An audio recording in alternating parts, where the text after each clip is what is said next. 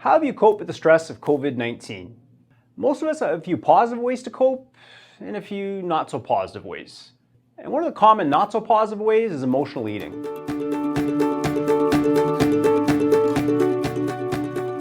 Hi everyone, I'm Trevor Sullivan from Sullivan Associates Clinical Psychology. Today I'm going to talk about how to take control of emotional eating during COVID-19. Before we get started, I invite you to subscribe to this channel. And if you're on YouTube, click the alert notification. That way, when we release more videos like this, you'll get notified. Healthy eating patterns can be challenging at the best of times. But in times of stress and change, it's not uncommon for healthy eating patterns to go by the wayside, as planning and preparation goes out the window, and the temptation to eat quick, tasty food takes over. So here's a 6-step plan for getting your healthy eating habits back on track if they slipped a little bit during the current pandemic. For my first step, it's important to be aware of the what the hell effect. And yes, that's an actual psychological term. I didn't just go all potty mouth there. Although to be fair, it's also known as counter-regulatory eating, but that term isn't near as fun. So anyhow, you're probably wondering, what is the what the hell effect? This effect can happen when we're following a plan, such as a healthy eating plan, and something interferes with your goal of eating healthy. It doesn't need to be a major worldwide pandemic like we're facing now, but obviously the pandemic qualifies as a legitimate obstacle. And once we get off track with a goal, there's a temptation to say, what the hell, the plan's blowing, and in comes junk food and lots of takeout. And of course, there's nothing wrong with lots of takeout. We want to support local business. We just want to keep it somewhat healthy. So for the first step, it's important to make a conscious decision to put an end to the what the hell effect as we all settle into this new normal with COVID-19. Now to look to return to healthy eating patterns or use this as a time to establish new healthy ways of eating. My second step, I encourage you to have an eating plan for the day. Winston Churchill once said, if you fail to plan, you're planning to fail.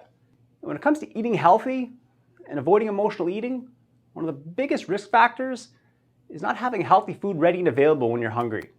And I know this is easier said than done, especially right now. Most households are very busy with partners and children at home, and for some, this includes shopping for older parents. But I suggest having a few healthy snacks and meals prepared ahead of time, or at least have something healthy you can make quickly, as this will help you to resist the urge to reach for something unhealthy that's easily accessible and calling out for you to eat. For my third step, and this is very important, find the simplest way possible to record what you eat. Research continues to show that not only does recording what you eat help to reduce emotional eating, but it can help people double weight loss if that happens to be a goal. And the good news is, it doesn't matter how you record what you eat. You could use a food diary, smartphone app, even just send yourself a quick text or email about what you ate. So it doesn't have to become complex or difficult. And actually, you want to avoid complex and difficult, because then it's very easy to become overwhelmed and avoid getting started. Or if you do get started, it becomes very tempting to put off doing it, which will probably lead to putting it off altogether at some point. So keeping track of what you eat not only helps provide a greater sense of awareness about what you're eating, but it also gives you a little personal accountability by writing it down. For the next step, it's important to start recognizing how emotions influence your food choices. Because let's be honest, for all robots, you just program yourself to eat healthy all the time, problem solved.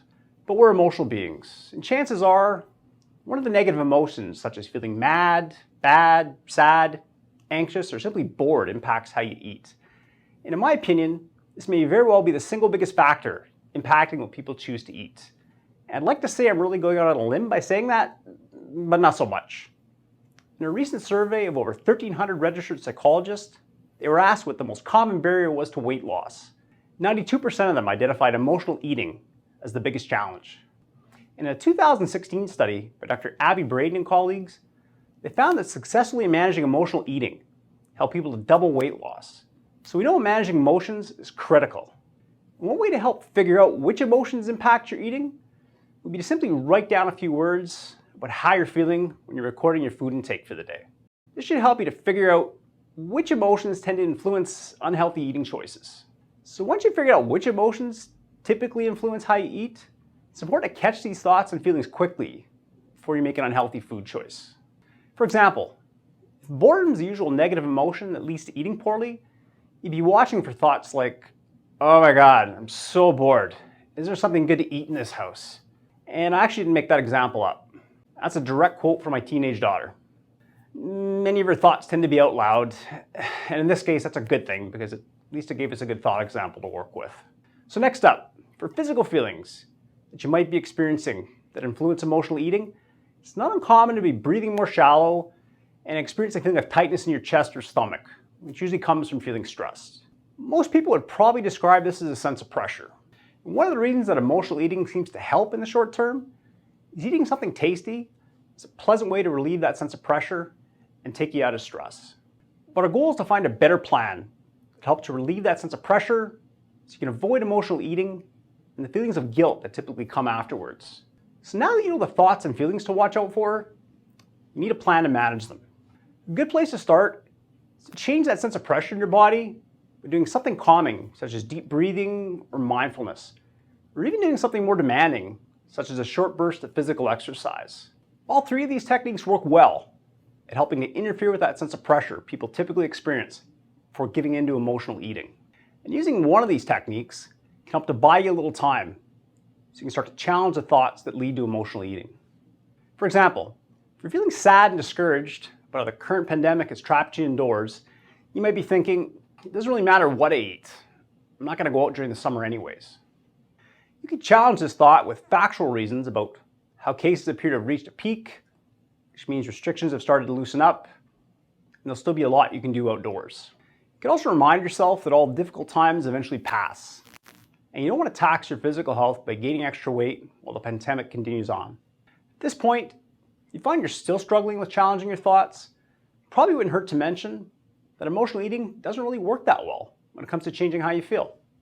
In a 2014 study by Dr. Heather Wagner and colleagues, they found that comfort food doesn't improve mood any better than simply letting some time pass. And if that comes as a surprise to you, you're not alone. 81% of the people that participated in this study predicted that eating comfort food would help to improve their mood before they completed the study.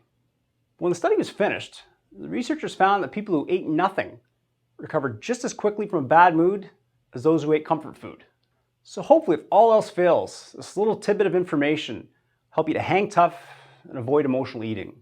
For my final step, it's important to be self-compassionate if you don't follow your eating plan as well as you'd like.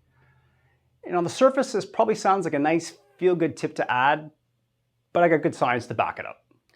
In a 2007 study by Dr. Claire Adams and Dr. Mark Leary, they found that people were far more likely to stop the pattern of emotional eating if they simply forgave themselves after they'd done it. When people feel guilty and mentally punish themselves for not following a plan, they're more likely to keep emotional eating as a way to deal with these feelings of guilt. So if you make a mistake, that's okay. Forgive yourself, continue with your healthy eating plan. You want to have a path of progress approach, which means if you keep getting a bit better at following the plan, it's only a matter of time before you reach your goal. So to provide a quick recap, first, be aware of the what the hell effect, which in this case is the temptation to blow off a healthy eating plan once you've slipped up. Second, have an eating plan for the day. It doesn't need to be elaborate, but it's important to have a loose plan, and having a healthy food or snack available will help to avoid giving in to unhealthy food cravings. Third, record what you eat. This is a very important step, but make sure you keep it simple, as you're more likely to stick with it long term. Number 4, recognize how emotions influence food choices. A simple way to do this is to write down a few words about how you're feeling when you record your food intake for the day. Number 5, manage thoughts and feelings that influence emotional eating with techniques such as deep breathing, mindfulness, or exercise. For my final step, be self-compassionate if you slip up with emotional eating, as mentally punishing yourself for it typically makes the problem worse. So I hope you found these strategies helpful. If you did, I encourage you to subscribe to this channel by clicking the subscribe button below. If you're already a subscriber, please feel free to like and share this video. If you're experiencing challenges with emotional eating during the current pandemic, please contact us at Sullivan Associates Clinical Psychology. So now it's your turn. What tips are you going to try? Are you ready to keep track of your food intake or make a point of recognizing how emotions impact your food choices? Or do you have a different strategy you use to help deal with emotional eating? Please let me know in the comment section below. Thank you for watching.